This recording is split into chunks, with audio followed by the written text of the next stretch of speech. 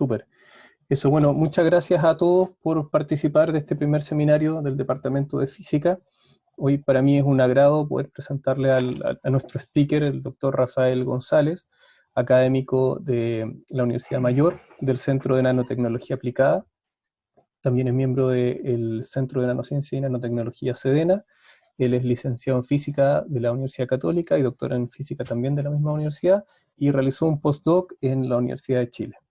El doctor González es un experto en dinámica molecular, en modelamiento, simulaciones, entre otras cosas, y el día de hoy nos va a hablar acerca de esta pandemia y eso. Los dejo con él y muchas gracias, Rafa. Sí. Bueno, gracias a Felipe que me invitó. Bueno, es un tema que nos preocupa. Yo suelo hacer algunos chistes, alegorías. Capaz que se me salga alguno, lo digo, pero la verdad es que, bueno, hemos estado haciendo un trabajo con muchos colegas, incluidos muchos colegas del Departamento de Física, con Miguel, con Francisco Muñoz, con Pablo Moya, que hemos estado desarrollando esencialmente por preocupación de la situación que veíamos y cómo evolucionaba desde un inicio.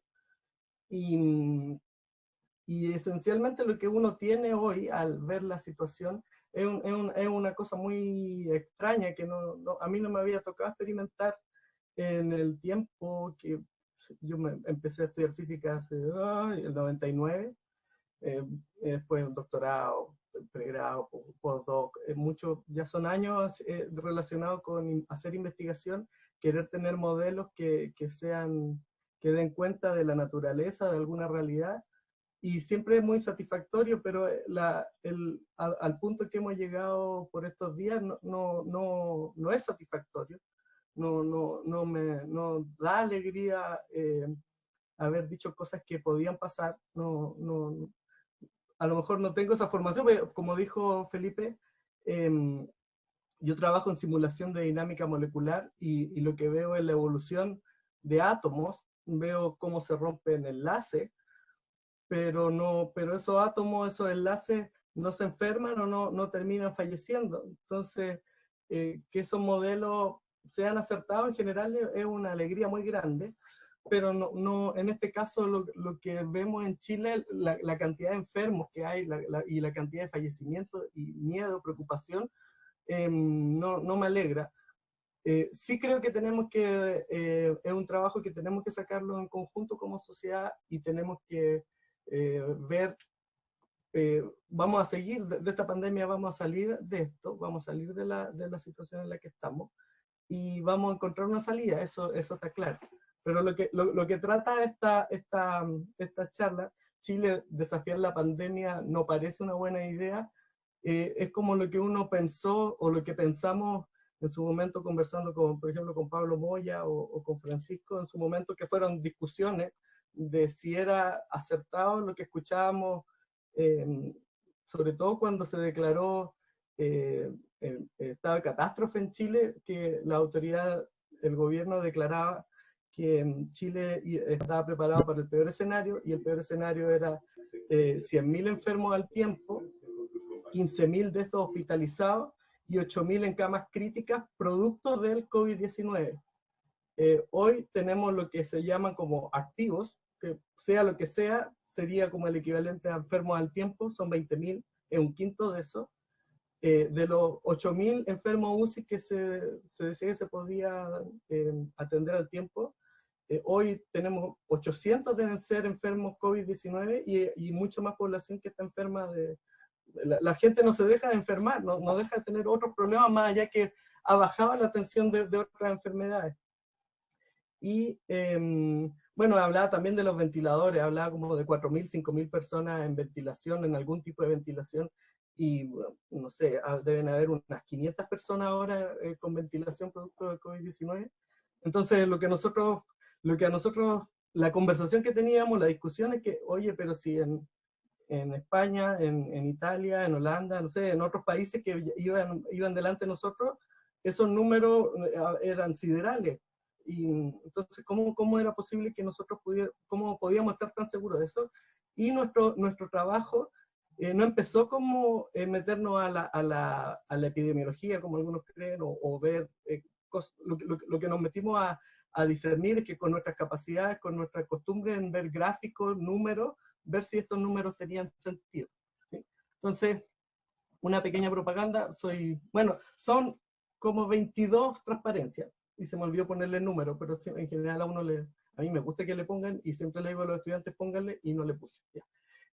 Bueno, yo pertenezco a esto, al Centro de Nanotecnología Aplicada, donde tenemos 8 investigadores principales, tenemos investigadores personales, hay personal técnico de apoyo, ahora tenemos incluso un programa de doctorado asociado a nuestro centro, y bueno, estamos en Huechuraba, en el campus bueno, o sea, está allá el campus, está aislado, en cuarentena, nosotros vamos a estar acá, el campus va a seguir allá, pero bueno, después de esto vamos a volver a Huechuraba.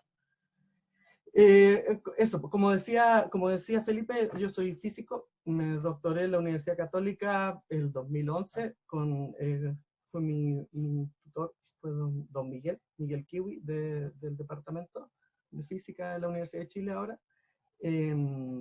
Después hice un postdoctorado, primero con el apoyo de Sedena, luego un postdoc, bueno, eso fue en la Universidad de Chile, y luego un postdoc patrocinado por José Rogan en la Universidad de Chile, y de la facultad del departamento de física, el 2017 llegué a la Universidad Mayor, y ya trabajo hace 3 años ahí. Así que mi relación con el departamento de física es muy estrecha, me siento muy a gusto, me siento identificado, igual como de mi alma mater, también me siento muy identificado, así que es un gusto hablarles de esto. Bueno, lo que he trabajado no tiene nada que ver, como ustedes ven, con coronavirus, no sé, nanotubos, nanotubos de carbono, nanomateriales, propiedades mecánicas y COVID-19. No viene al caso. Entonces, más o menos le adelanté por qué estudiar la pandemia.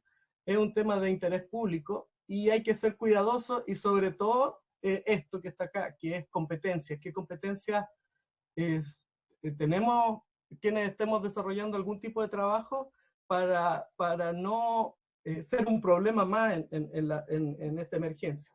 Entonces, las competencias que tengo personalmente, una capacidad de análisis numérico y matemático, la evolución temporal de sistemas interactuantes, muchos átomos. Si uno piensa, por ejemplo, bueno, muchos están familiarizados en el departamento con el grafeno, muchos átomos que están con enlaces efectivos, y la verdad que en esta pandemia lo que necesitamos justamente es eso, mantenernos juntos de alguna forma, digamos, esto puede ser como una interacción de largo alcance, porque no tenemos que estar como con enlaces, tenemos que mantener el distanciamiento social, pero aún en esa distancia nosotros tenemos que detener la propagación de esta pandemia. Si pensamos, por ejemplo, en una lámina de grafeno, que muchos están familiarizados, sabemos que puede ser buen conductor eléctrico, digamos, y lo que nosotros necesitamos generar con estos sistemas de aislamiento es generar, digamos, unos bordes de grano, unos defectos en esta barrera, pero sin desconectarnos. Tenemos que seguir conectados de alguna forma, entre todos. Y esto se saca entre todos. Entonces,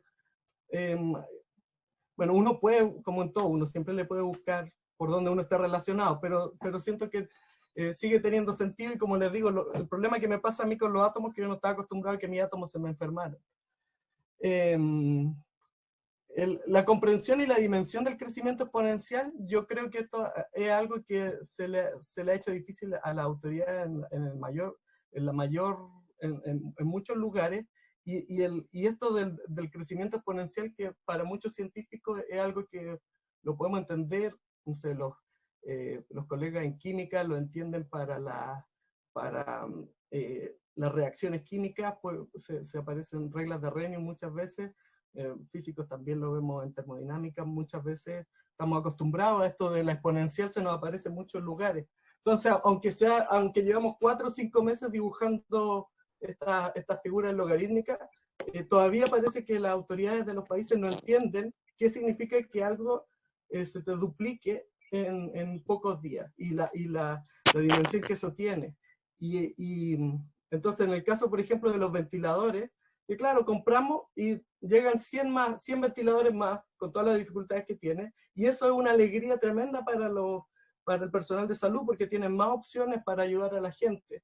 Pero en la dimensión de este problema es que si tú tienes 1000 y le agregas 100, agregaste un 10%, pero si se te duplican los enfermos en 4 o 5 días, ya quedaste fuera de abasto y tienes que elegir a qué personas conectar y a quiénes no. Entonces, es un esfuerzo grande, pero el foco que tenemos que tener como sociedad es detener el contagio, no enfermarnos, ¿sí? Entonces, ¿cómo puede ayudar un físico? Este se lo vi a Eduardo Menéndez en un tuit, muy bueno.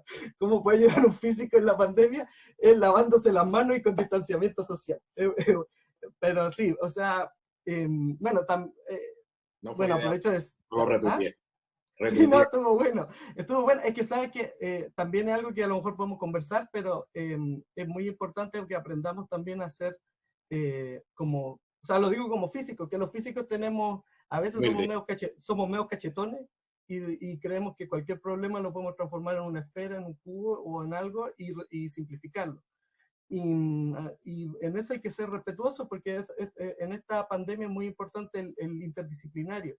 Y si un físico no tiene en cuenta eso, yo creo que, por eso me hace sentido, no es que no me haga sentido, mejor que se lave las manos y que se quede con distanciamiento social, a que crea que todo esto es sencillo y y lo puede resolver uno solo. Todo el trabajo que hemos hecho, lo hemos hecho pensando que no somos los que tenemos las respuestas mágicas. Dificultad a considerar es justamente que es un problema de interés público y todas las personas están informadas y tienen miedo y no hay que, y hay que hacerlo con el cuidado que requiere. Es un problema que va cruzado con la política y eso, de nuevo, a nivel mundial, por eso el mapa aquí, es porque en todos lados, no es algo que una autoridad política quiera decir con gusto la cantidad de gente que se enfermó hoy día y la cantidad de fallecidos que tuvo en las últimas 24 horas. Y ni tampoco las medidas que va a tener que tomar y que afecta a ciertos grupos. Entonces, es un problema que inherentemente está cruzado con la política y por lo tanto, y los datos que hay con esto están muy cegados por eso. Entonces, de nuevo, volviendo a los estudios de material a la escala atómica, esto es como tratar de estudiar, me parece a mí, estudiar nanomateriales con una lupa. Uno de verdad, el instrumento, que son los casos, los fallecidos, los datos que podemos tener, incluso del testeo, van con muchos sesgos, hay mucho encima, y hay que buscar. A mí no me gusta el tema de los expertos como mensaje político confuso, y yo creo que a muchos científicos lo que les resulta más cómodo es que les digan científico, que una persona que ha trabajado por años, y que en lo que trabajamos los científicos es en resolver problemas, mejorar las soluciones de otros colegas, y estar dispuestos a que otros colegas nos digan que estamos bien, o que estamos mal, o que se puede mejorar. Y para los científicos, cuando este problema está cruzado con la política, para un político decir que hizo una medida mala y hay que rectificarla, está contra toda la lógica. Para un científico, para nosotros, es lamentable, no queremos decir, hoy nos equivocamos, pero es parte de lo que estamos acostumbrados al error como parte de nuestro funcionamiento. Entonces, esto al tratar de estar cruzado con la política, son dos lenguajes que son difíciles de hacer coincidir, ¿sí? Y bueno, este problema tiene un conocimiento científico inmaduro. En marzo teníamos 3 meses de conocimiento, ahora tenemos 5 meses, y todavía uno de los principales mensajes es: no sabemos qué va a pasar, no sabemos cómo se maneja, no sabemos los alcances exactos de la enfermedad ni las terapias. Mi motivación personal son cosas que me motivan a mí,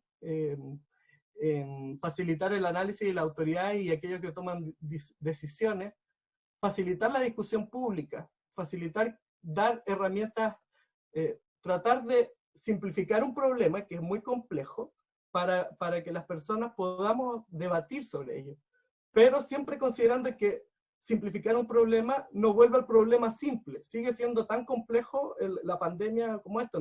No es cuarentena versus cuarentena dinámica. Es tenemos que detener el contagio y qué hacemos con las personas que tienen que guardar cuarentena para que puedan comer, todo lo relacionado. Bueno, yo tengo cariño, tengo mucho cariño y en este proceso cada vez he tenido más, me ha hecho mucho más sentido la gente mayor. Entonces, por eso digo los viejos lindos. A mí me pasa que mis papás ya están por los 70, entonces yo, cada vez que ellos cumplen un año, yo iba moviendo la tercera edad, pero yo creo que ya, pucha, se le ocurrió, ya están por los 70, está difícil el trabajo. No me motiva la política partidista, no, de verdad yo soy feliz siendo científico y quiero seguirlo siendo.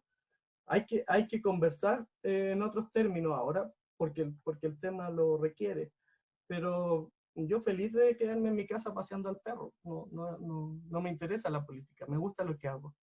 Y bueno, y también algo importante es que no me motiva tener la razón o no tenerla en sí mismo, ¿sí? Prefiero, y lo he dicho de manera bastante honesta, prefiero equivocarme yo que se equivoque la persona en las tomas de decisiones, porque si me equivoco yo, es un error más que cometo en mi carrera científica, y lo que aprendemos es que tenemos que ser resilientes, tenemos que seguir adelante, tenemos que no negar los errores, sino que aprender de ellos, y a lo mejor le podemos enseñar a chicos que van más atrás. Bueno, aquí no quise poner a ningún político local, pero López Obrador como que lo hizo fácil el 15 de marzo, que estaba ya la pandemia, ya había llegado, estaba lleno de casos en México, y todavía sigue, o sea, López Obrador siempre le hace, López Obrador, Bolsonaro, bueno, Donald Trump se sale de toda escala, este es logarítmico, se va, o sea, exponencial, se va hacia arriba. Le hacen harta competencia en Latinoamérica, así que para los que sufrimos con las decisiones de nuestro presidente es difícil porque ni siquiera puede ser el que diga las cosas más increíbles. Bueno, López Obrador la llamaba a besarse, a abrazarse a pesar del coronavirus. A las semanas después dijo, no, mejor, pues mejor no, dijo, espérense tantito, quédense en la casa mejor. Ahora está de nuevo ahora está llamando a volver a la normalidad. No hay, nunca deja de sorprender López Obrador. ¿Qué competencias no tengo? Y precauciones a considerar. Estas son políticas públicas y sanitarias y hay que hacerlo con cuidado. Pues hay que, no puedo decir, no puedo darle directrices al personal médico cómo trabajar. No puedo, no está en mi competencia. No soy sociólogo, no tengo competencias sociológicas, psicológicas, económicas. Entonces hay muchas respuestas que uno no puede terminar de dar, pero es bueno a lo mejor dejar las preguntas planteadas para que otro la tome y podamos completar las soluciones o las evaluaciones del problema, ¿sí? Entonces, todo eso se tiene al momento de trabajar. Este trabajo ha dado mira, ahora hasta me amononé tengo una cuenta en Zipper ya, ahora ya como me creí la muerte. Antes aparecía el mono nomás mío, así como en blanco, así como persona sin cara, pero ahora como ya me creí un poco más el cuento, puse hasta una foto mía. Y en el tiempo hemos trabajado desde el 25 de marzo hemos estado trabajando, levantamos un artículo en Archive que lo pusimos disponible de nuestro primer análisis científico, y luego vino una nota en La Tercera que tuvo mucha repercusión, incluso fue el mismo día que se declararon las primeras cuarentenas en la capital. Bueno, puede ser que haya alguna relación, que justo apareció en Twitter la nota, que físicos decían que deberíamos haber tomado medidas drásticas 3 días atrás, el 25 de marzo, que todavía lo sostengo, todavía creo que eso era lo que había que hacer. No sé si cuarentena país, pero sí, bueno, es como evidente, las medidas no han alcanzado. Y después vino esto, entonces vino después una columna el 6 de abril que tratábamos sobre la capacidad hospitalaria de Chile. Luego vino esta que produjo un poco de ruido, que Chile no está aplanando la curva, sino que la perdimos de vista el 16 de abril. Esto tuvo repercusiones porque enviaron 2 cartas, uno primero Fulvio Rossi, que le respondimos esto fue primero yo, después con Don Miguel levantamos esta columna, y luego con Don Miguel pudimos responderle a Fulvio Rossi y a las Express, a la Secretaría General de la República, que tenían reparos con nuestro trabajo y pensamos que era importante responderle. Y hace poquitos días, 2 o 3 días atrás, sacamos esta otra columna, así que les voy a hablar de todas estas cosas. No tengo nada en contra de Fulvio Rossi, pero no me da el tiempo para hablar de él, pero se parece harto a los reparos que tenía las Express. No, nada contra Don Fulvio, si Fulvio está acá, no sé si se registró. Bueno, siempre disponible para conversar. Rafa, cuenta los reparos que tenía las Express. Sí, voy a hacer voy a mostrar lo que respondimos, ¿sí? Entonces, o sea, lo que dijeron y lo que respondimos. ¿Sí? Igual se puede hablar más en extenso, pero aplanando. Bueno, la primera columna fue respuesta, o sea, fue un resultado de este trabajo que hicimos con Francisco Muñoz, con Pablo Moya, con Miguel Kiwi. Me invitaron a través de la Universidad Mayor, hicieron un contacto con CIPER y me invitaron a hacer una columna de opinión. Yo dije, ya, ok, y aprovechamos de traducir al español lo que habíamos presentado en Archive. Entonces, eso fue aplanando la curva, desafiar la pandemia parece una mala idea. ¿Y qué tratábamos ahí? Tratábamos el tema de la capacidad hospitalaria y el peligro de Chile de caer en un colapso hospitalario. Entonces, eso fue lo que discutimos. La verdad que yo la he vuelto a leer hoy día y sigue... hay algunas imprecisiones. No somos Nostradamus, somos científicos y hacemos algunas suposiciones, pero creo que estaba bastante acertado el análisis general. Y el análisis que hacíamos era, esta pandemia golpeó fuerte a otros países, vimos que golpeó duro a Europa, y a mediados de marzo decíamos, bueno, pero la autoridad dice que nosotros estamos mejor preparados. ¿Será que estamos mejor preparados? ¿Será que aunque estemos mejor preparados, esta pandemia golpea de manera diferente a los países de diferentes tamaños o golpea igual? ¿De qué depende?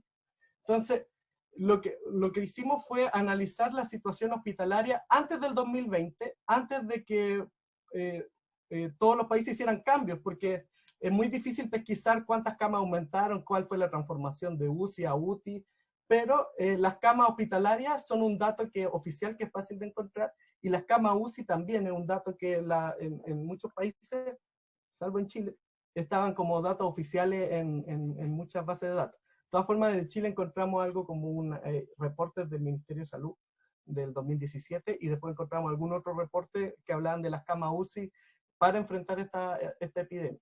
Entonces, si uno ve antes de la llegada del coronavirus, vemos acá está Chile, en este lugarcito donde pongo el mouse.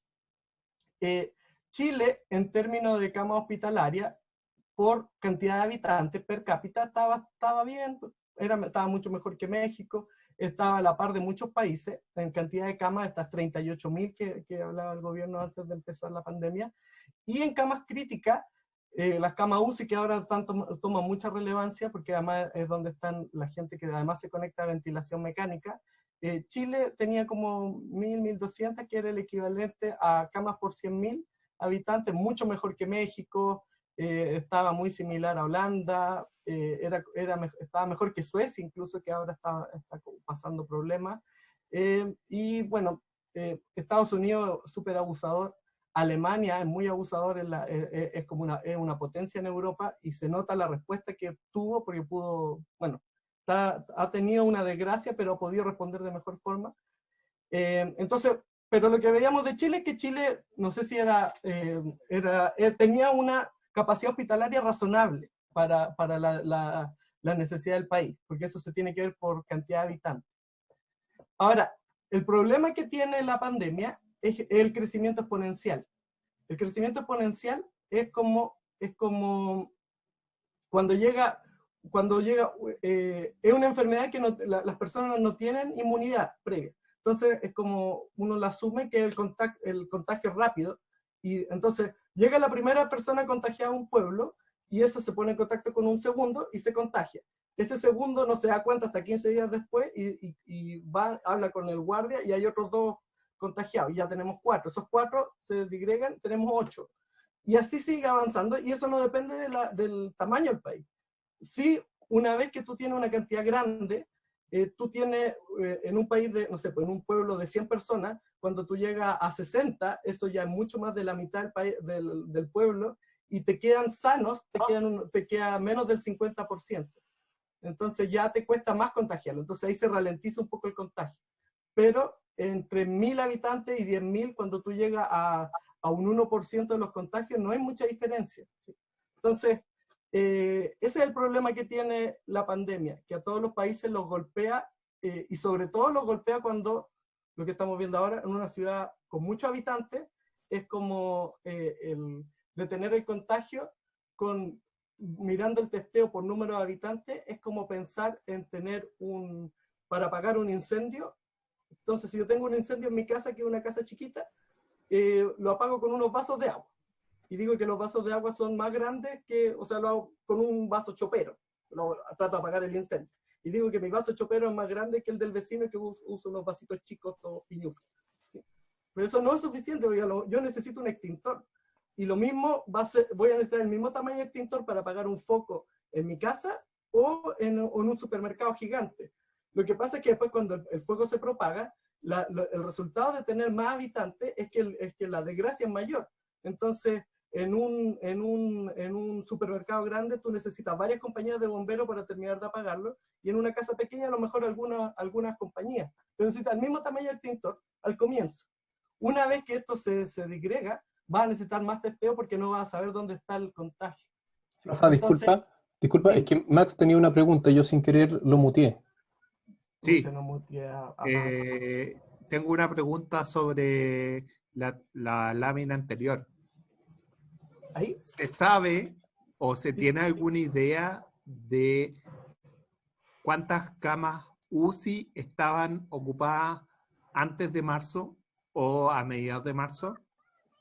Sí, o sea, lo dijo el ministro. Porque aquí tú dijiste que en Chile estábamos razonablemente bien en comparación con México, por ejemplo. Sí.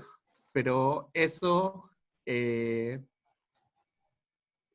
solamente considera que las camas que están completas, o sea, que el número total de camas, sí, y no las camas que están ocupadas a T igual 0. Sí, voy a hacer este punto ahora. Sí. Ya, gracias. Sí, un gusto, Max.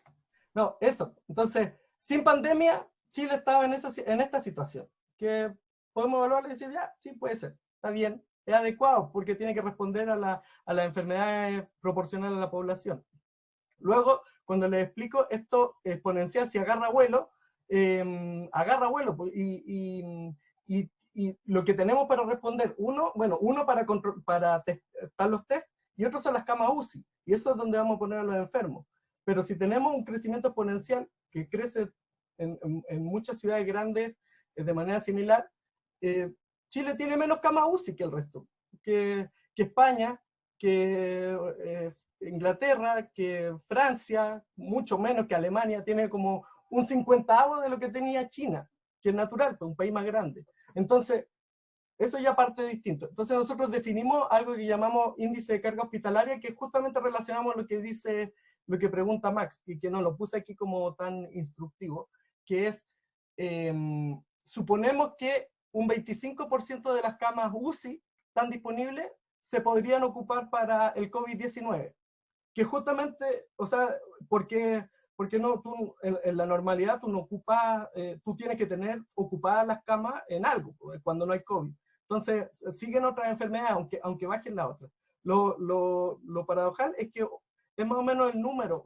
Hace una semana la semana pasada habían 400 camas UCI ocupadas de un total máximo de 1.600 al que se había crecido. Era más o menos un cuarto ocupado por COVID-19. No como decían algunos intelectuales de la política, que decían, vamos a tener 3.000 camas UCI, así que ocupémoslas todas. No, pues si la gente, como yo creo que dice Max, se va a enfermar de otras cosas. Entonces lo que hicimos fue, del total de casos confirmados, dijimos, sacamos un 15% van a ir a cama UCI, y de las camas UCI un 25%, y hacemos una fracción. Y de eso, si pasamos este umbral, vamos a tener el país va a estar entrando en una sobrecarga hospitalaria. Y eso lo hicimos para diferentes países. Y si uno parte más arriba en este índice, parte con menos posibilidades, porque tiene menos camas críticas. Y por eso Chile partía mucho más arriba que Estados Unidos, Reino Unido, todos los otros países tenían muchas más camas críticas. Y esto era a mediados de abril, a primera semana de abril, Chile había pasado eso. Y mira, esto es una renormalización de la curva típica de casos diarios, ¿sí? Solamente que lo pusimos el tiempo igual a 0 en 500 casos. Y Chile, en ese tiempo se empezó a parecer a Australia, que estaba como aplanando la curva. E incluso aquí se ve que Corea del Sur, que es un clásico, nunca llegó a pasar este valor y luego redujo su carga, ¿sí? Lo que fallamos con este índice, ¿por qué no hubo una falla, digamos, del sistema a comienzos de abril? No llegamos a sobrecarga, pero sí llegamos a una carga grande, llegamos a los 400, pero hubo esta meseta en cama UCI.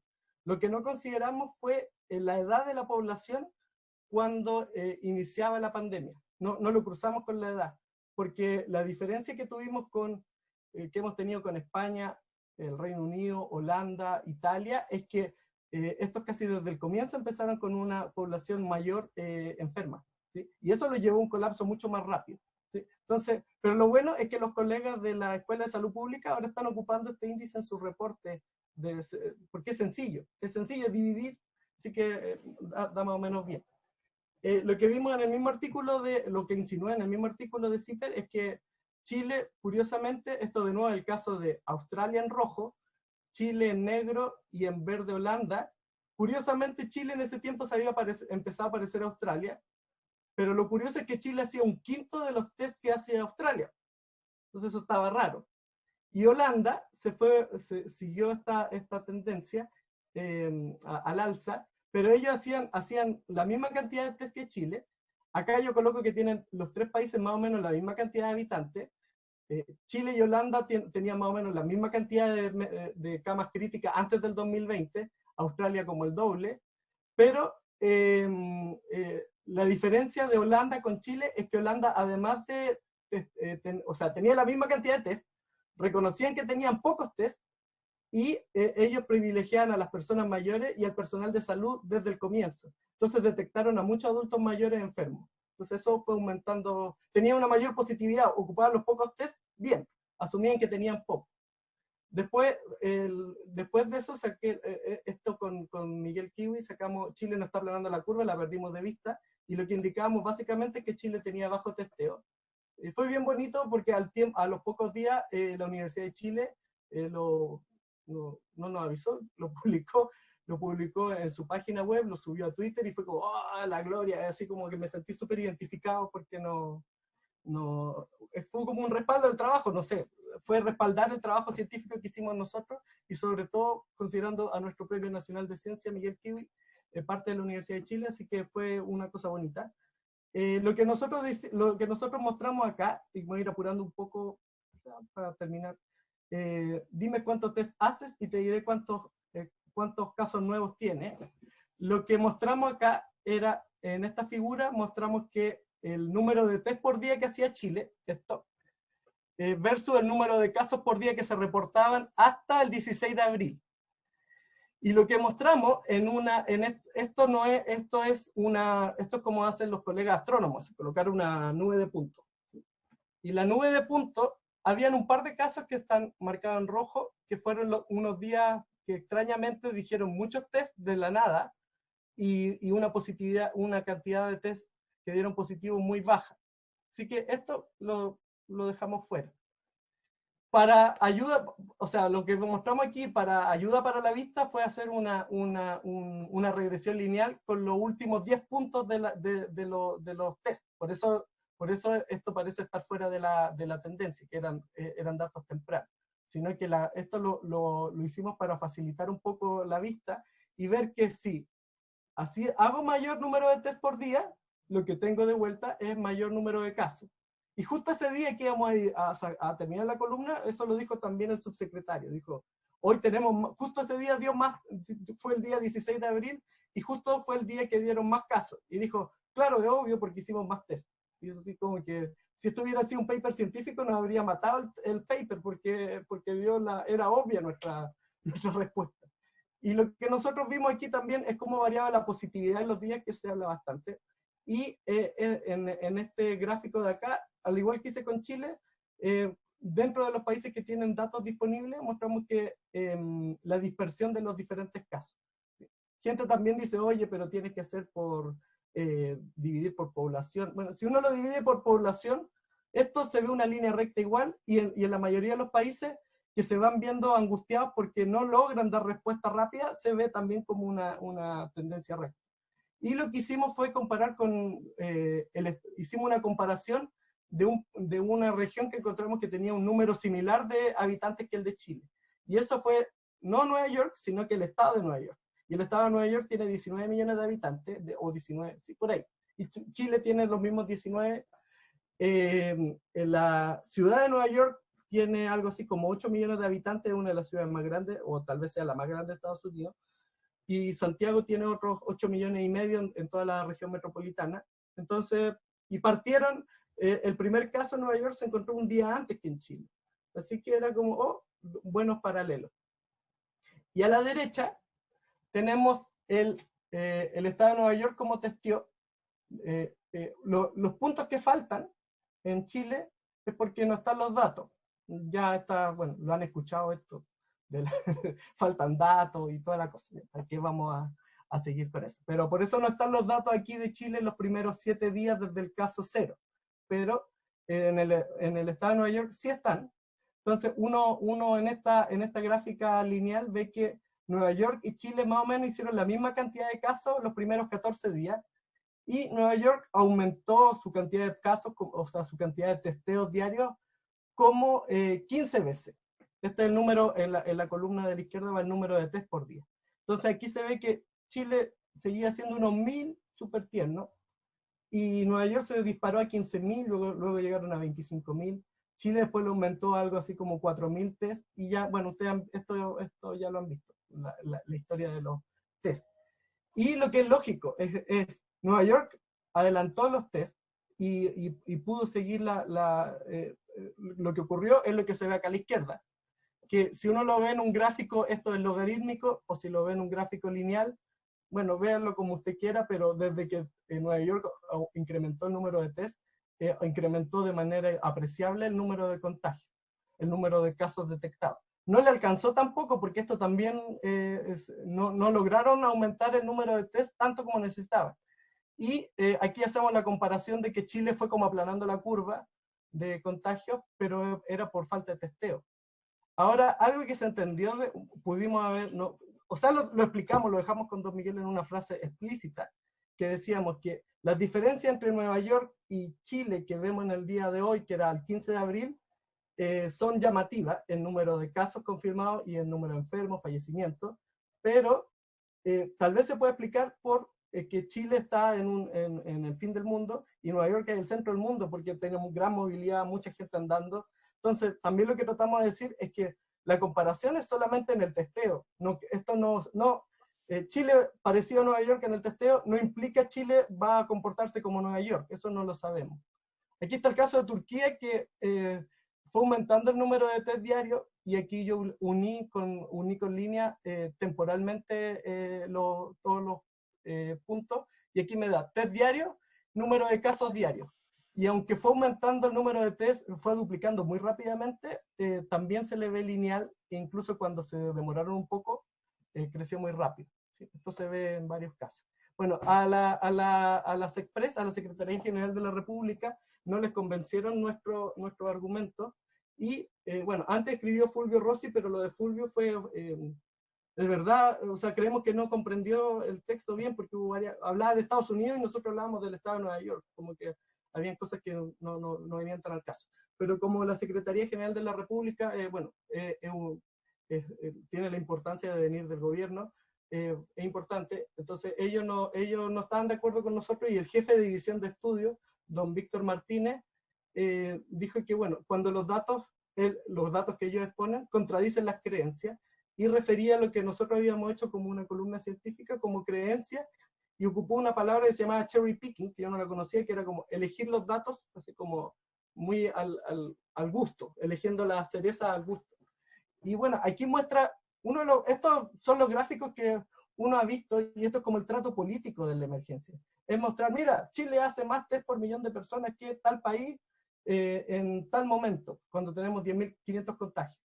Bueno, aquí eligieron con pinza el dato que mostrar y eligieron lo que querían, de lo que querían debatir. No, bueno, ese era, pueden leer la respuesta, no, tampoco quiero, pero aquí nosotros lo respondimos, bueno, tuvieron el desacierto de hacerlo justo el fin de semana antes del 1 de mayo, entonces como que la respuesta nos salió un poco más sencilla de explicar. Pero una de las cosas, bueno, nosotros no hemos centrado en que sea una forma respetuosa, y porque esto es re importante hablar con la autoridad de la mejor forma posible, y lo que recalcamos que nuestro trabajo es un trabajo científico y no son creencias. Y aprovechamos de mostrar el caso de la evolución de Chile, que justo se pegó la meseta, le salió como un periscopio, le salió una chimenea de un momento a otro. Justo esa semana se le ocurrió ponerlo acá, la columna. Y lo que muestro aquí a la izquierda es el número de casos nuevos cada semana de lunes a domingo. Pongo aquí la fecha del día domingo, y cómo se había comportado los casos nuevos durante esa semana. Y justo ¡pum!, se pegó este espanto. En verde está lo que hemos llamado la positividad, los test positivos diarios, y ¡pum!, también se pegó otro salto. Y también los fallecidos han ido creciendo de manera preocupante. Y Suecia fue tomado también, nuestro ministro de Salud lo puso como referencia el 23 de abril, que tuvo una reunión con la OMS.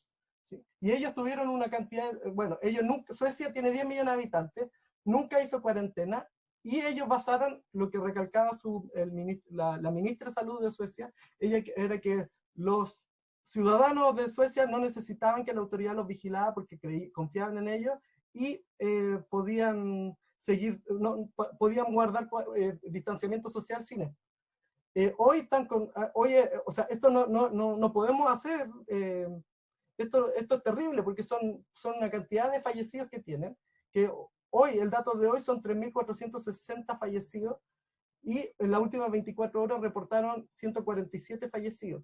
Hace como 2-3 días el epidemiólogo a cargo de Suecia dijo que se estaban acercando a 3.000 fallecidos, un número horriblemente grande, y como dice, parece que no fue buena idea no hacer cuarentena. ¿Sí? Y bueno, aquí, y Suecia hacía un poco más de test que Chile, pero también muy bajo. Entonces, miren, también tienen como una meseta de casos. Y bueno, pero los fallecidos no hizo meseta. ¿Sí? Esta es la respuesta mala. Y también, bueno, aquí está la positividad. ¿Sí?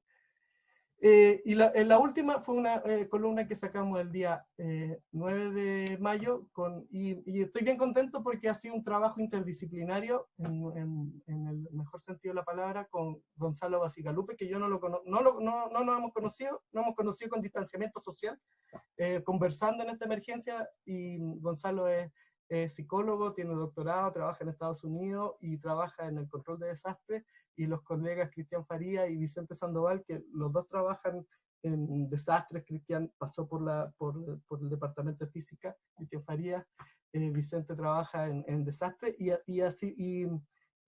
creo que logramos una columna que tiene la parte numérica, el análisis, pero también Gonzalo le da la parte social que necesitamos para darle el foco más completo a esto. Entonces, lo que recalcamos es que vamos a necesitar periodos largos, y aquí recalco algo que a mí me gusta, que es decir que necesitamos ciencia. Entonces, paciencia y conciencia, y lo que requerimos son semanas, no podemos tener cuarentena de 7 días.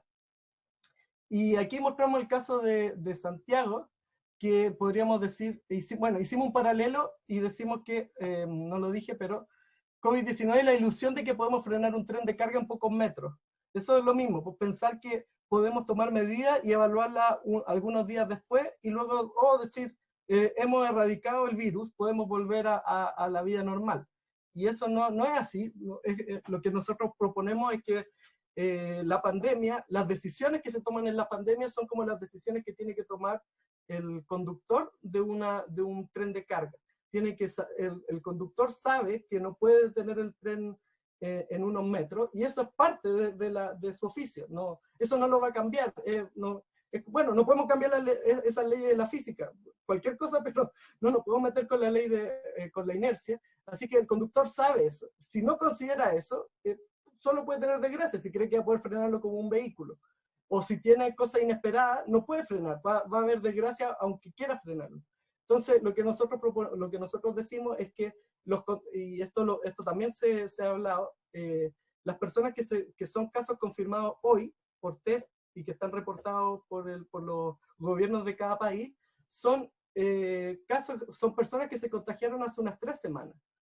Y entonces estamos viendo una foto del pasado. Pero si si trabajamos sobre ese número, no consideramos todas las consecuencias de lo que hicimos hace 3 semanas atrás, porque esas personas van a hospital, van a UCI, y algunos lamentablemente van a terminar falleciendo en unas 3 semanas más, 4 semanas más, 5. Para simplificarlo, nosotros dijimos, tenemos 3 semanas y otras 3 semanas. Por lo menos necesitamos una ventana de 6 semanas para evaluar las medidas, para evaluar el alcance, ¿sí?, de medidas de contención. Cuando lo publicamos, cuando estábamos escribiéndolo, miramos 3 semanas atrás qué pasó y vimos el anuncio de vuelta a la normalidad, el anuncio de vuelvan los funcionarios a trabajar, abramos los malls y todo. No consideraron esta extensión de los plazos. Lo bueno es que hoy día yo escuché al alcalde Joaquín Lavín que decía que justamente Las Condes tuvo 3 semanas de cuarentena, pero parece que no le alcanzó porque en Francia llevan 60 días de cuarentena y recién están evaluando algunas localidades que se pueden abrir, porque han considerado largos tiempos de cuarentena y no porque despilfarren la economía, sino porque por salud pública no se puede. Lo que nosotros encontramos aquí, esto fue la relación de la región metropolitana, casos nuevos por día, desde que hay datos, desde el 10 de abril en adelante, y el número de test diarios que se hicieron. Y lo que mostramos acá en la columna es que responde un poco bajo demanda. Cuando hay hartos confirmados, nuevos casos, por ejemplo aquí a la izquierda, no es necesario hacer tanto test, así que se puede reducir un poco el número de test. Entonces van a aumentar los casos nuevos, entonces, bueno, aumentemos el número de test.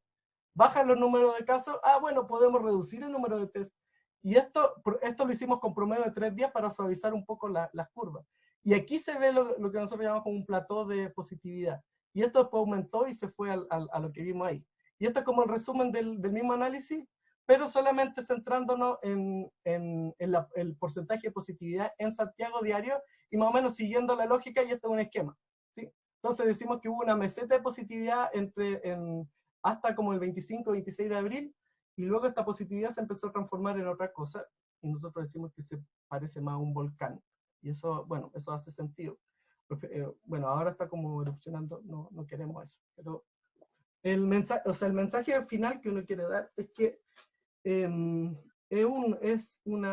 la última columna también es como llamar a la realidad, llamar a las personas a tomar conciencia, a no confiarse, y tener en cuenta que decimos que el pasado no lo podemos modificar. La persona que se acaba de contagiar por alguna mala conducta posiblemente va a seguir su evolución. Pero de este minuto en adelante podemos ponernos mascarilla, lavarnos las manos, evitar el contacto.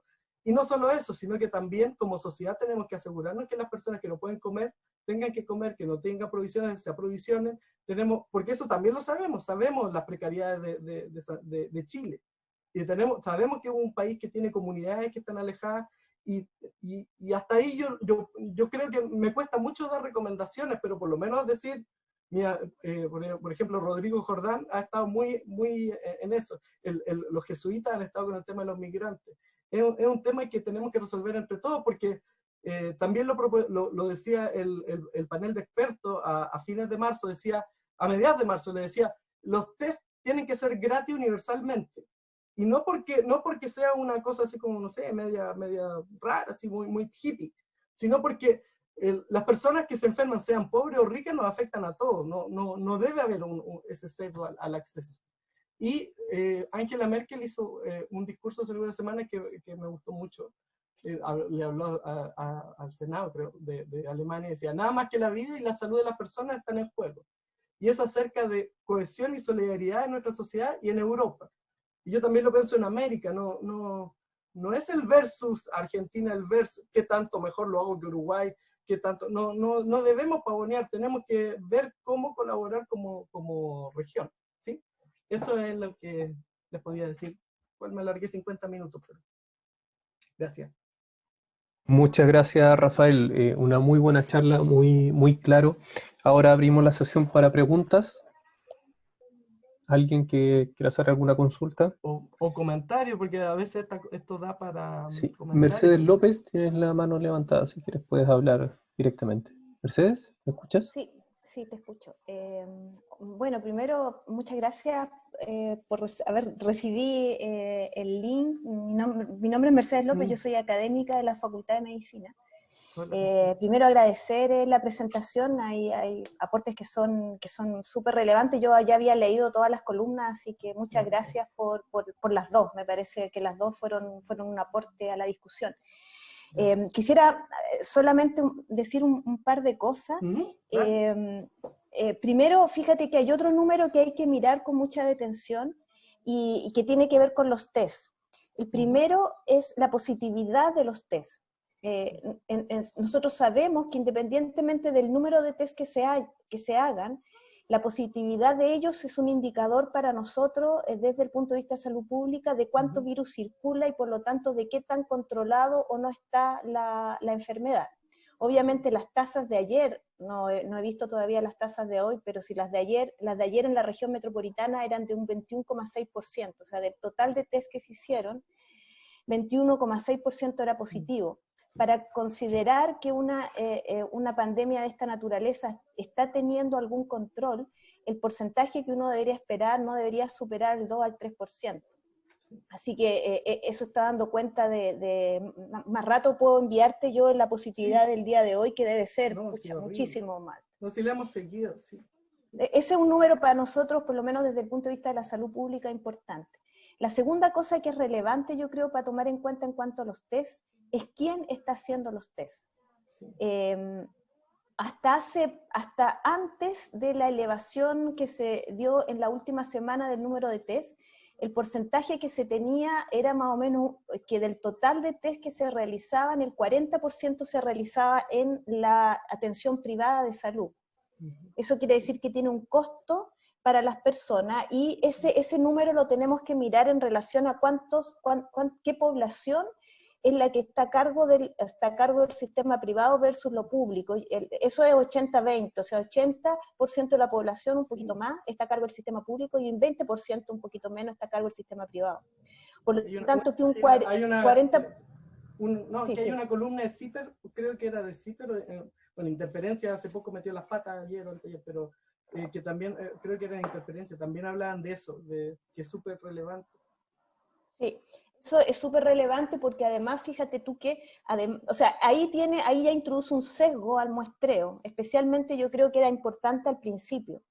Y introduce un sesgo al muestreo porque el sistema privado tiene mucho más acceso a los test que el sistema público, y por lo tanto el sistema público, o sea, la mayor parte de la población podría tener algún grado de subnotificación. Por ejemplo, en muchos CEFAM, estamos teniendo el problema que no se tiene tanto test disponible y por lo tanto los contactos estrechos domiciliarios no se están testeando, ¿ya?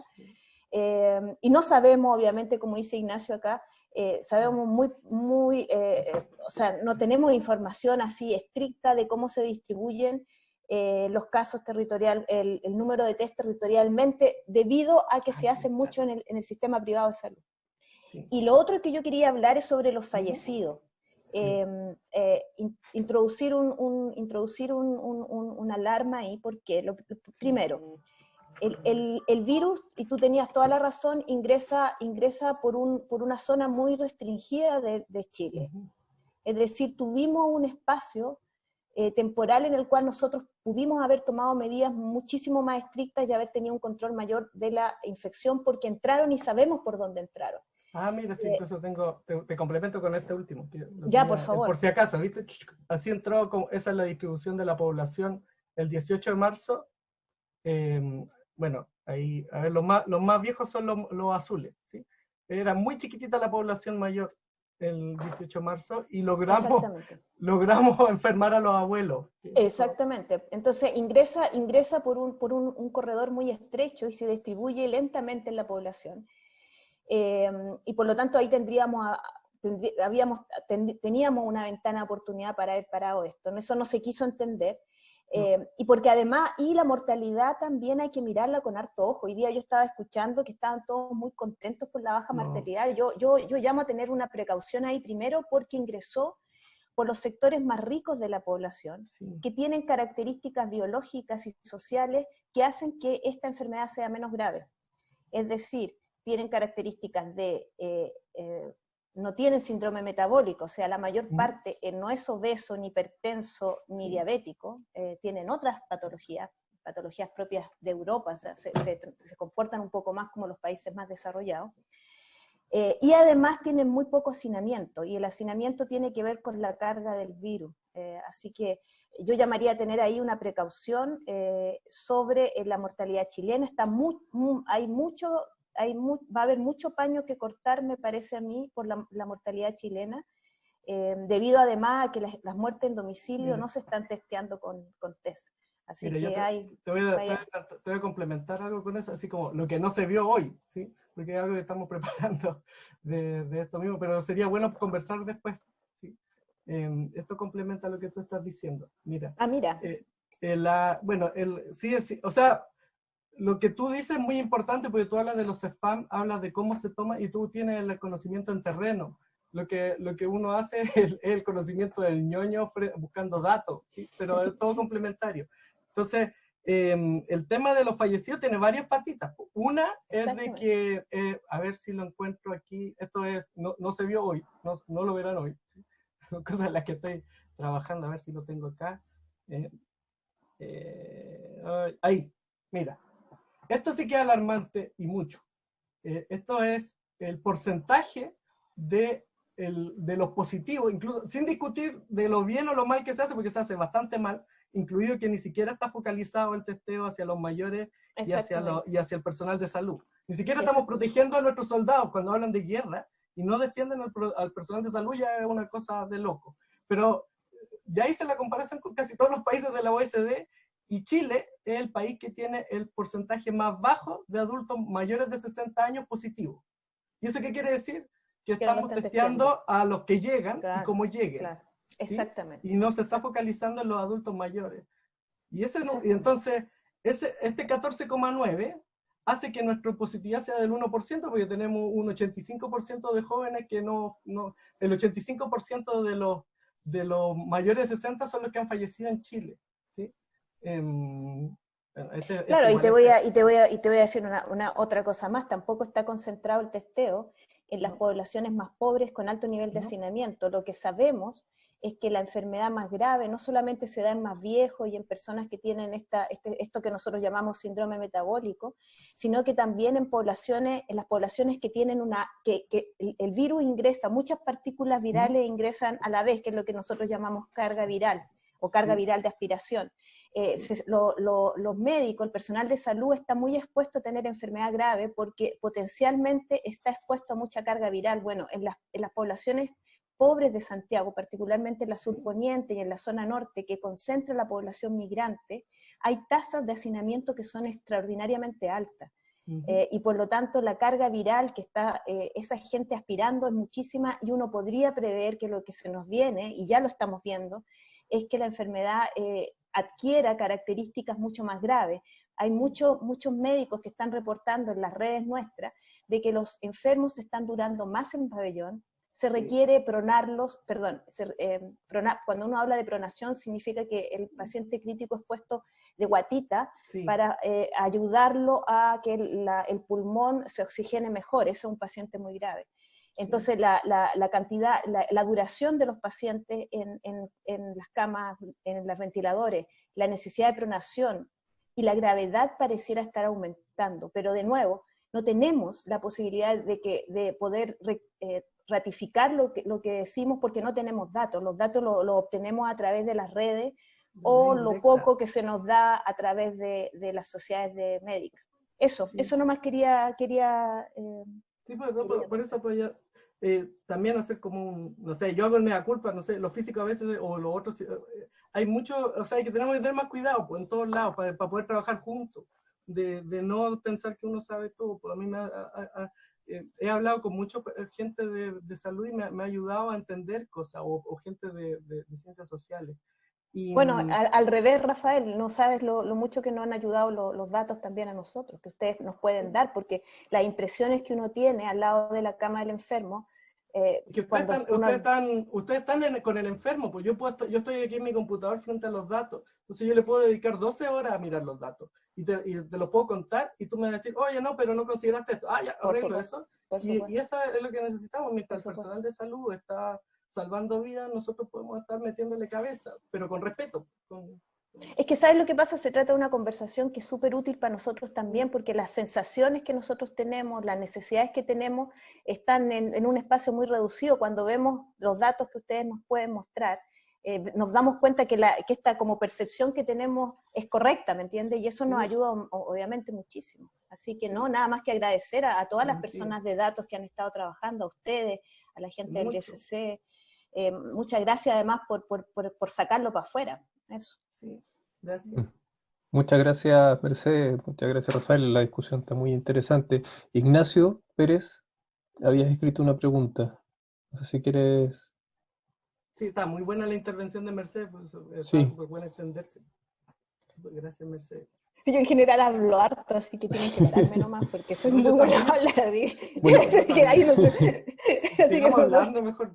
Claro, bueno, Ignacio... ahí está.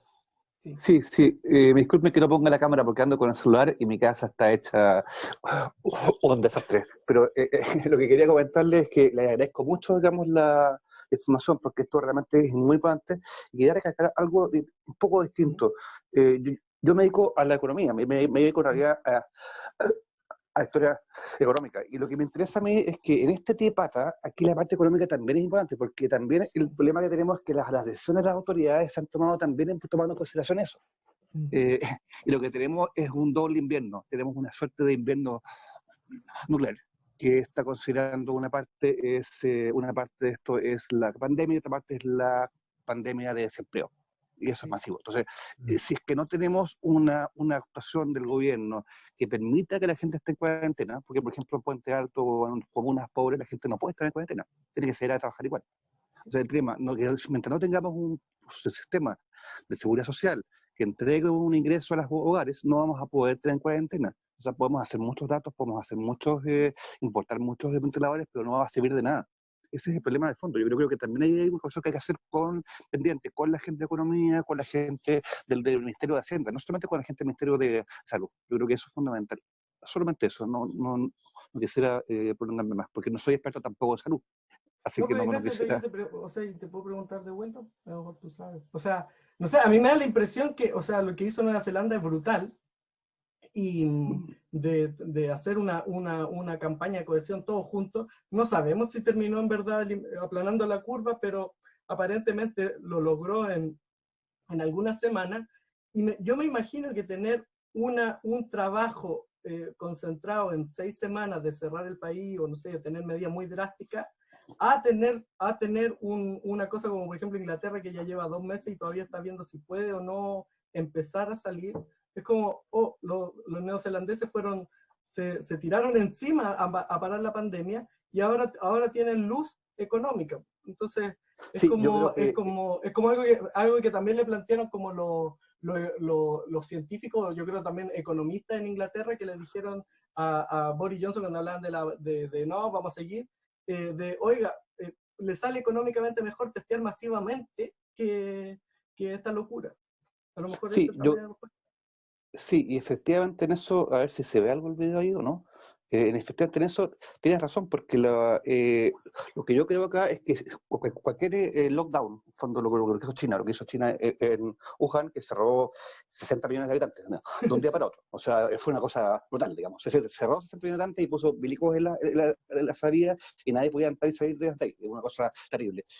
Lo que yo creo es que, como tú bien dices, el tema es que el costo económico de esto es brutal, pero el costo económico, digamos, de tener cuarentenas parciales, es al fin y al cabo, es mucho más alto. O sea, hay que entender la autoridad de que el costo económico, el pagar en el fondo ahora, o sea, ahora estamos un poco tarde, yo creo, pero el costo, digamos, de tener una cuarentena total, digamos, es mucho más bajo de que podría tener una crisis mucho más prolongada, que se puede demorar, digamos, puede demorarse, ¿cuánto? Puede estar ahí durante 3, 4 meses. Y eso es carísimo. O sea, hay que entender al ministro de Hacienda de que es mucho más barato hoy día. Eso hay que entenderlo, porque ellos entienden así.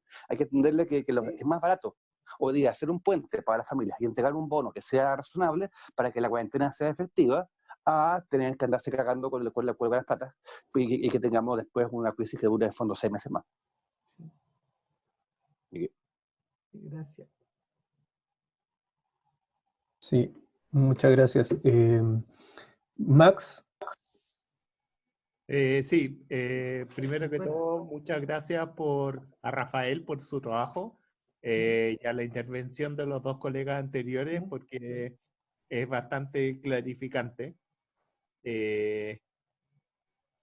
Yo personalmente tengo una crítica bastante ruda contra el gobierno, porque el gobierno solamente piensa en las lucas y piensa solamente en la parte privada y no desembolsar dinero del Estado. Entonces yo creo que una solución como la que propone Ignacio es bastante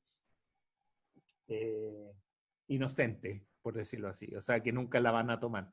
Y mi pregunta, que fue más o menos contestada por Mercedes, es que si se sabe, y si tú, Rafael, desde tus datos puedes intuir cuánto es el delay entre el número de infectados real y el número de infectados que se dice a la opinión pública. Esa es mi duda. Gracias. O sea, bueno, lo puede decir también Mercedes. O sea, lo que está haciendo, el testeo en Chile es como el ajo. Y es como también esto lo conversaba con una prima que es médico, pero que no quiere que diga que conversé con ella, así que no conversé con ella. Mi prima lo conversamos. Entonces, el testeo es como una encuesta, ¿sí? Es una encuesta que tú haces y tú no puedes testear a toda la población al tiempo. Y aunque testee a toda la población al tiempo, todo al mismo tiempo, va a tener falsos positivos y falsos negativos igual. Entonces no puedes hacerlo todo al tiempo y tienes que tomar una muestra. Y tomar una muestra es similar a hacer una encuesta, y la capacidad de testeo es la capacidad de tu presupuesto en esta encuesta. Y aumentar el número de testeos no es trivial, porque tiene toda una logística súper compleja, y a los países, y no es que necesiten comprar, estos no son como test de embarazo, digamos, que son rápidos, sino que tiene una logística, que tenemos muchos colegas científicos ahora en los laboratorios de muchas universidades trabajando en esto, porque es súper complejo. Entonces, el tema del testeo, desde el 23 de marzo creo que está establecido el protocolo, y todavía no lo cambian, aunque dijeron que, o sea, por lo menos en la página web del MinSal, no hay una diferencia que habla de enfermo tiene que presentar sintomatología grave, respiratoria, o sea, en el caso de que esté circulando el virus, que debe ser donde las comunas que están en cuarentena, hay una condición, pero todos hablan de sintomatología respiratoria grave, y el 26-27 de abril hablaron de que lo iban a extender. Pero esa idea es la que ha estado en toda la emergencia, de sintomatología de personas que llegan a urgencia. No tenemos unos lugares especiales para que lleguen a testearse, no los salimos a buscar a las villas, a las comunas, a los hogares de ancianos, como se ha hecho ahora tardíamente en algunos lugares. Entonces, es tan malo el muestreo, porque es como una encuesta que tú haces, que si tú, bueno, con Max somos hinchas del Colo-Colo. Entonces, en un partido de Colo-Colo, seguro que si buscamos vamos a encontrar a alguien de la Chile que acompañó a un amigo, la pareja, no sé. Pero si nos ponemos a buscar hinchas de la Chile en un partido Colo-Colo contra Coquimbo, está re difícil. Pero si queremos, a lo mejor uno de la selección chilena, tenemos más opciones de encontrar algo más heterogéneo, de positivo. Entonces, el testeo, dicen, bueno, ahora lo salimos a buscar. Pero lo que pasó, o sea, no sabemos si en verdad lo salieron a buscar. Eso es lo que no creemos en la última columna. Parece que lo que pasó es que los pacientes llegaron y están llegando. Y el otro problema, esto también lo dijeron, viste que le gusta la Universidad de Johns Hopkins. Y en la Universidad de Johns Hopkins hablaron de esto. Y el Daniel Silva, periodista de TVN, entrevistó a principios de abril al vicedecano de la Universidad de Johns Hopkins. Y le preguntó, ¿qué pasó en Estados Unidos? Y en Estados Unidos dijeron, bueno, lo que pasa es que teníamos muy bajo testeo y perdimos de vista el virus. Y el virus se pasaba de estado a estado. ¿Y qué pasó en Nueva York? Bueno, hacíamos bajo testeo y no logramos seguir el virus, y al virus le gusta vivir donde hay mucho hacinamiento. Y nosotros estábamos haciendo todo, y de pronto nos dimos cuenta por la gente que llegó a los hospitales en masa, y cuando nos dimos cuenta ya era demasiado tarde. Y eso también salió en la televisión nacional por la universidad que hace mucho sentido. Entonces, bueno, la respuesta fue media larga, Max, pero como el asco el testeo. Sí.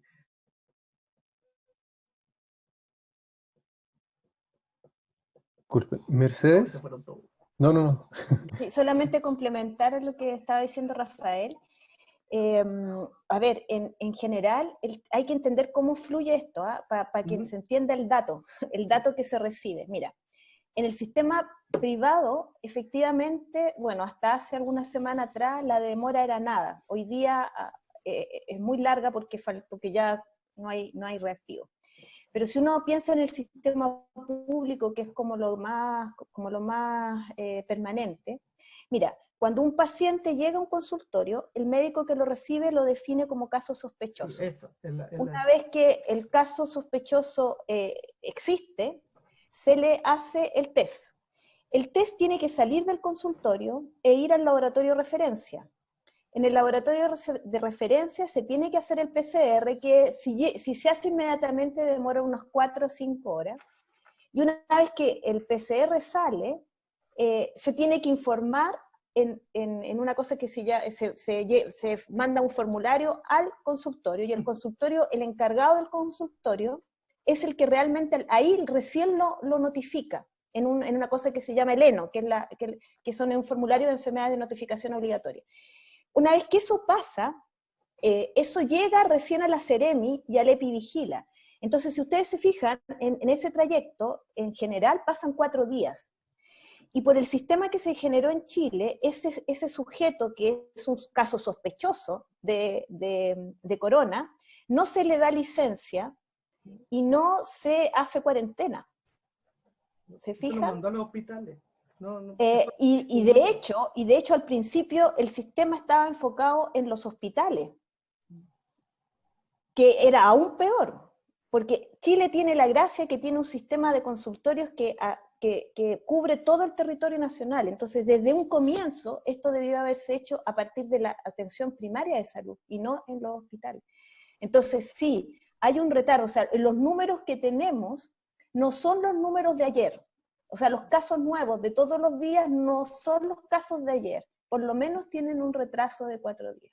Y no sabemos cuándo los testearon, tampoco. Y tampoco sabemos cuándo los testearon. O sea, estoy siendo optimista. Sí, por eso nosotros hicimos como una suavización de la curva de la región metropolitana, ponerle 3 días, es decir, que llegaban ahí más o menos juntos, porque no se puede correlacionar con claridad cuándo se testearon. No se puede tener eso. No están los datos. Sí, un amigo me han contado, esto es como de Pedro Picapiedra, pues. Entonces, y lo digo sin faltarle el respeto, no, es como culpa de la implementación de esto. Entonces, hablar de que tenemos cuando todo el personal de salud está peleando como puede, con las herramientas que le dan, hablar del mejor sistema, no sé, pues del mejor testeo, pero lo que teníamos que hacer desde el principio era reconocer que el testeo era algo muy difícil de aumentar, y que no íbamos a dar abasto a fines de marzo, y que no podíamos tomar una estrategia en base al testeo que luego gatilla cuarentena. Y luego, las cuarentenas además está todo un desastre. O sea, el criterio para decretar una cuarentena es una locura. O sea, eran 300 personas en Puente Alto, Maipú, y siguiendo el ejemplo que di en algún momento de un incendio, es como tener así como, es quemarse un supermercado cuando ya está desatado con 300 habitantes, tú no tienes cómo pararlo, ¿sí? Entonces es un disparate todo lo que se ha hecho en cuanto a esto. O sea, lo que tenemos que hacer como país, me parece a mí, esto como lo que yo puedo dar como definición general, y además de escuchar, por ejemplo, a Mercedes, a las personas que están ahí, que tengan y que digan que tengan la voz de la persona en terreno, es partir por reconocer nuestras debilidades y todo lo que tenemos positivo. Pero hay que partir por decir, nuestro testeo alcanza para esto nomás. y listo. Tenemos mucha pobreza en Chile y necesitamos que esa gente se alimente y aprovisionarla. Y necesitamos hacerlo ahora, porque si yo no puedo mandarlo a cuarentena y dejarlos con hambre, tengo que alimentarlo, aprovisionarlo y después pedirle cuarentena. Y después tengo que ver las comunidades que viven lejos. Hay un montón de cosas que yo no puedo dar la solución, y yo creo que tampoco Mercedes ni a Ignacio, pero entre todos se puede llegar entre todos y mucha más gente, se puede llegar a soluciones. No solamente el segundo piso de la moneda va a llegar a esto, no, es muy loco. Y nos necesitamos a todos, ¿sí? Tenemos que buscar la unidad igual. Muchas gracias, Rafael. ¿Alguien más que quiera hacer alguna pregunta, algún comentario para ir cerrando? ¿No? Bueno. Ignacio.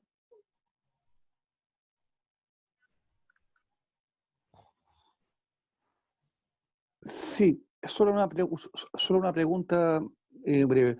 Entiendo que yo no sé si el problema de la falta de insumos de la falta de reactivos para hacer test PCR se solucionó ya. Eso me imagino que va a alterar los datos que están saliendo. ¿Cómo crees tú que va a salir cómo creen ustedes en general que va a salir, que va a afectar esto? Bueno, ¿Hasta qué punto van a ser representativos los datos que tengamos ahora sobre eso? O sea, es que los datos hay que tomarlos como lo que son, yo creo, como personas que han sido... Es que los datos de casos confirmados lo estaban usando para definir cuarentena. Y eso no puede ocurrir, porque no sirven para eso. Para lo que sirven es para encontrar personas enfermas. Entonces, no tenemos datos para predecir condiciones a priori. No podemos hacer lo que dijeron, o sea, hubo mucho, esto ha sido manejado políticamente, y por ejemplo, oye, hablan de oye, ¿cómo proyectaron miles de enfermos en Chile si mira, se aplanó la curva? Eso no fue. Y la realidad es que muchas de las proyecciones, hubo unas que se salieron del estadio, hablan de, no sé, 7 millones de enfermos los primeros días de abril, eso exageraron, pero hay muchos científicos responsables que hicieron eso y posiblemente están hablando de un contagio real con un buen testeo. Entonces, el modelamiento preventivo es como el centro de detección de huracanes en Estados Unidos. Les dice 10 días antes a Miami, le dice va un huracán número 5, va a tocar tierra en tal lugar, prepárense. Y la gente se prepara y la autoridad se prepara. Después, si el huracán no toca tierra, no aparecen los políticos de Miami y la gente tirándole tomate a los que modelan. Y, ¿cómo se le ocurre? Y además que se achicó el huracán, tontos. No, pues si el modelamiento predictivo, como el informe del tiempo, nos permite prepararnos. Y cuando tú ya no tienes esa capacidad no la tenemos en mi forma de verlo, desde abril, no la tenemos. Y lo que podemos hacer son modelamientos a posteriori, que es con el número de personas enfermas, UCI, la cantidad de ventiladores ocupados, fallecidos, y relacionarlo con los casos que tenemos hoy, con lo que va a venir a la larga. Pero nosotros no queríamos llegar cuando uno lo hacía en marzo, yo no modelé, porque no tengo esa capacidad de modelar, tener buenos modelos, pero yo hice casos comparados. Pero modelar, la gracia es que uno modela enfermos y muertos virtuales. Ahora tú tienes que trabajar con muertos y enfermos reales. Pero vamos a poder salir, pero yo creo que el testeo no sirve para eso. Y esto ya se supo, si a fines de marzo, cuando pasó esto de la Seremi en Temuco, hubo un montón de periodistas que pidieron que los testearan, y le dijeron que no podían testear a personas asintomáticas porque tenían falta de capacidad de testeo. No porque las personas del hospital no quisieran, sino porque el protocolo lo requería, porque además que si le testeaban a personas que no cumplían con la normativa de casos sospechosos, el sistema te lo devolvía, no te tomaba la muestra. Así que tenía que cumplir con esa normativa. Así que, a fines de marzo ya se dijo que hubo una baja del testeo por falta de reactivo, pero es un problema mundial. Y lo mismo, que posiblemente lo mismo sea ahora. Lo que yo creo que hay que asumir la realidad. No asumir que tenemos tantos testeos y que la gente se tiene que guardar porque no sabemos lo que viene. Bueno, ¿alguna otra pregunta, comentario? Voy a hacerle un chiste. Yo quería pedirle la presentación a Rafael, si es posible que la grabación la podamos tener. Sí, yo creo que estuvo si Rafa muy me lo buena la permite, yo se los puedo presentación. enviar. Hay figuras que están muy, muy buenas. Así que, Sí, Sí, gracias. sí, eso yo se lo voy a enviar a Rafael y ahí lo podemos circular.